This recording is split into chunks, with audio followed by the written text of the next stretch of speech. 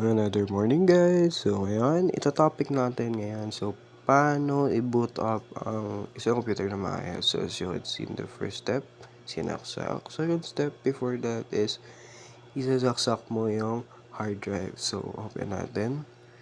So to enter BIOS, i-press natin yung, depende sa key kung ano yung compatible sa computer mo. Pwedeng F2, F12, and delete. So yan. Papalitan natin ang date and time sa BIOS. Yan, cover natin siya. Yan. Enter lang natin kung ano yung proper date and time. Tapos, yan. Pinot exit na.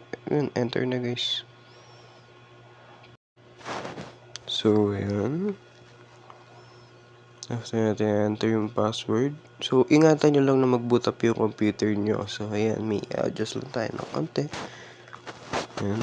Boot up. And then, na-fix na natin lahat na kailangan.